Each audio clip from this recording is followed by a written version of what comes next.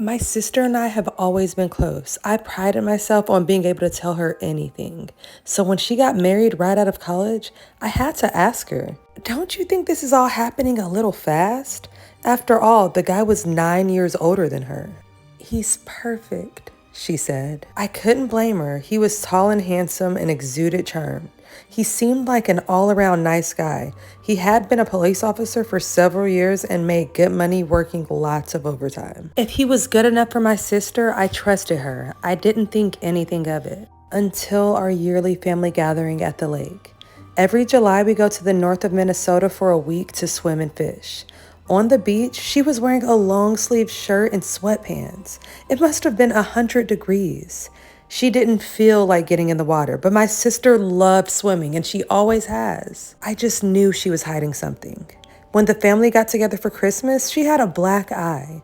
"A silly mistake," she said. She had been putting something heavy on a top shelf and it slipped. She was just being a klutz.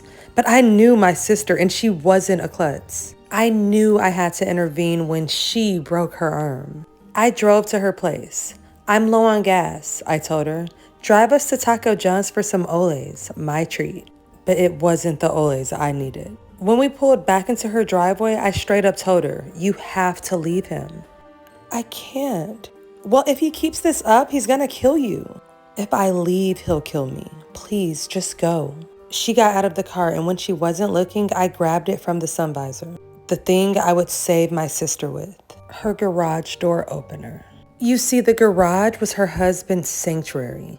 It's where he drank his beers and watched his games, where all of his tools were, and where he took care of his guns. And he had a lot. I waited for an afternoon when he was cleaning and oiling his guns. I hid in my car just outside their house and worked up a panic. I called 911. I was frantic. "Help!" I said. "My neighbors, he's gone crazy. He shot his wife and he's gonna kill any cop who shows up." I told them the address and hung up. When the squad car arrived and 2 officers started to walk to the front door, I hit the garage door opener. Her husband, startled, clung to a gun. The door rose. When the officers saw a gun pointed at them, their adrenaline surged. Their training kicked in. They drew and unloaded their clips. By the time they realized who they killed and called for EMS, it was too late. I quietly drove away. My sister was safe. And that right there is a huge dose of pro-revenge. And guys, don't worry, this is a story I found on Reddit, so as far as I know, it's not a true story. But I still want to know, do you guys think that that pro-revenge was justified or just way over the top?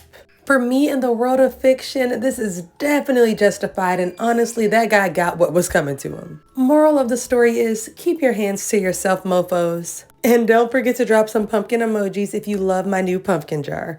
All right, besties, peace.